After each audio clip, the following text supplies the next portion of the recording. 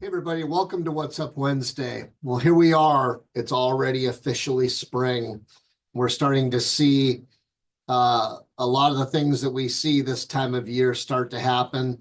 And therefore, I thought maybe it would be a good idea to just kind of update people on a few things to be thinking about.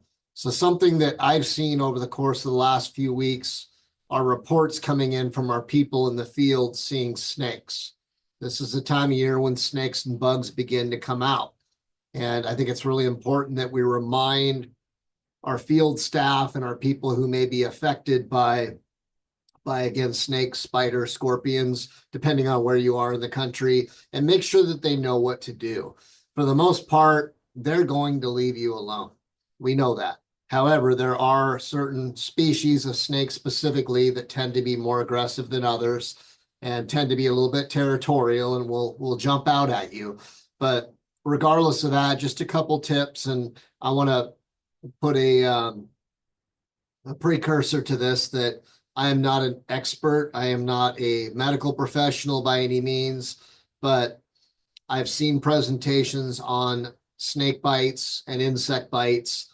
And what I've gleaned from those are that if somebody's bit by a poisonous snake, it's best to get them to an emergency facility right away. It's best to ice the point where the person was bit, the employee, the affected person was bit, and then get them immediately to a medical facility where they can determine whether or not they need antivenom and they can take appropriate means. In some cases, they may actually send the person to a more regional or a larger facility. When it comes to bugs, spiders, scorpions, etc., what I've learned over the years is that the greatest risk with most insect bites is an infection from the bacteria and whatnot in the bite itself. Not so much the venom, but an infection that ensues.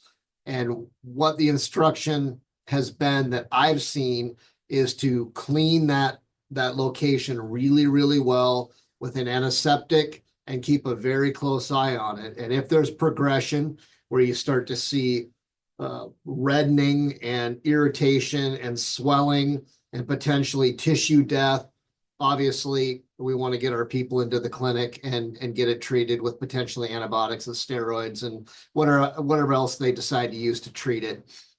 So there's enough on snakes and insects, but we need to be keeping an eye out because they are emerging. They are coming out. They're hungry. A lot of them have been dormant for the winter, so we need to be focused on the fact that we need to remind people that they're going to be out now. And that goes for pretty much all wildlife. You're going to see a lot more activity. The second thing maybe to bring up is we're exiting kind of the cold of winter, headed into the heat of summer. So it's really important that we revisit our heat illness prevention plans, that maybe we update our training, we make sure we're stocked up with the necessary fluids we need on site, potentially cooling tents, cooling products that people can wear on their person. It's a really good idea to be thinking about that because as we get through April and into May, in a lot of parts of the country, it's going to be hot. It's already warming up. I know down in Arizona, they're already pushing almost triple digits, and it's not going to be long before the rest of the country is starting to see the same. So a couple things to put on your radar. Really good time to plan and talk about these things and teach our people. And stay tuned for the next What's Up Wednesday. We'll have another safety topic coming at you next week. Thanks, and I hope this is helpful.